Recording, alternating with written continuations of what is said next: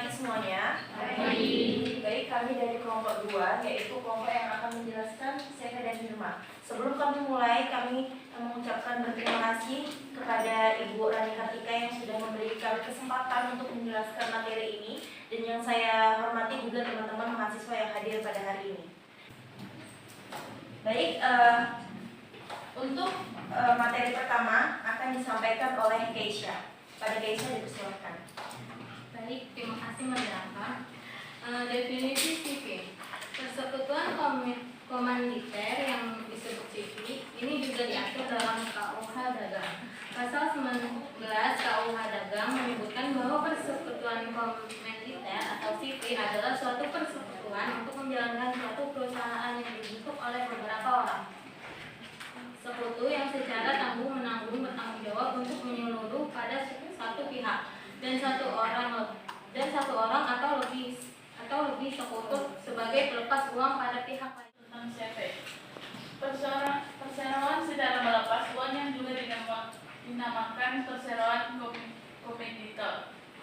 Didirikan satu orang atau beberapa persero yang secara tanggung jawab untuk seluruh pada pihak satu dan satu orang atau lebih sebagai pelepas uang pada pihak lain. Atau para pihak yang ada dalam CV. Yang pertama ada sekutu aktif. Nah, sekutu aktif ini adalah sekutu yang bertanggung jawab penuh atas pengelolaan perusahaan. Sekutu aktif memiliki kewenangan untuk menjalankan perusahaan, mewakili perusahaan dalam segala urusan, dan mengambil keputusan penting. Sekutu aktif juga bertanggung jawab penuh atas utang-utang perusahaan. Lalu selanjutnya ada sekutu pasif. Nah, sekutu pasif ini adalah sekutu yang hanya memberikan modal kepada perusahaan. Sekutu pasif tidak memiliki kewenangan untuk mengelola perusahaan, mewakili perusahaan, atau mengambil keputusan penting. Sekutu pasif ini hanya bertanggung jawab atas modal yang telah disetorkan kepada perusahaan. Selanjutnya ada tugas para pihak yang ada dalam CV. Yang pertama sekutu aktif. Tugasnya ialah 1. Mengelola perusahaan termasuk mengurus administrasi, keuangan, pemasaran, dan produksi. Lalu yang kedua, mewakili perusahaan dalam segala urusan baik di dalam negeri maupun di luar pengadilan. Yang ketiga, mengambil keputusan penting seperti keputusan tentang ekspansi usaha, investasi, dan utang-utang perusahaan. Lalu yang keempat, bertanggung jawab penuh atas utang-utang perusahaan, baik secara pribadi maupun secara bersama-sama dengan sekutu pasif. Lalu, tugas dari sekutu pasif yang pertama ialah menyetorkan modal kepada perusahaan. Lalu yang kedua, menerima keuntungan sesuai dengan porsi modal yang disetorkan. Yang ketiga, tidak bertanggung jawab atas utang-utang perusahaan kecuali jika utang tersebut terjadi karena kesalahan atau kelalaiannya. Lalu yang keempat, tidak mengelola perusahaan. Baik, sekian dari saya. Dan para pihak yang ada dalam Firma.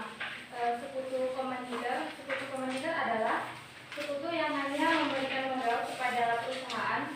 Sekutu komanditer tidak memiliki kewenangan untuk mengelola perusahaan, mewakili perusahaan, atau mengambil perusahaan penting. Sekutu komanditer hanya bertanggung jawab atas modal yang telah disetorkan kepada perusahaan. Dan ketentuan baru. Ketentuan lama ini diatur menurut KUHD. Nah, sedangkan ketentuan baru ini diatur oleh Permenkumham nomor 17 tahun 2018. Nah, saya akan menjelaskan terlebih dahulu yang ketentuan lama, yaitu menurut KUHD. Nah, prosedur pendirian firma menurut KUHD yang pertama adalah berdasarkan pasal 22 dan 23 KUHD bahwa pendirian firma ini dilakukan dengan akta otentik, tetapi bisa saja juga tanpa akta otentik karena ini bukan sebuah keharusan. Namun demi kepentingan pihak ketiga, akta otentik ini tetap diperlukan menurut peraturan baru yaitu Permenkumham nomor 17 tahun 2018. Yang pertama adalah permohonan pendaftaran pendirian CV, firma, persekutuan perdata harus diajukan oleh pemohon melalui sistem SABU, yang artinya sistem administrasi badan usaha.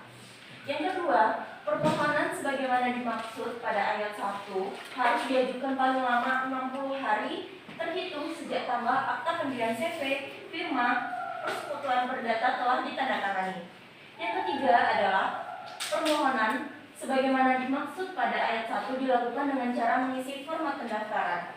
Terima kasih. moderator. Nanti saya akan menjelaskan contoh CV dan timah. Di bawah ini adalah beberapa contoh CV yang ada di Indonesia berdasarkan kelompok bisnisnya. Yang pertama ada kelompok makanan, yaitu contohnya CV Satu Bank Indonesia, CV Sapajaya, CV Sumber Karya, dan CV Paten Ibu Surabaya. Yang kedua ada kelompok fabrikasi mesin, contohnya CV Bintang Permata, CV JMIP atau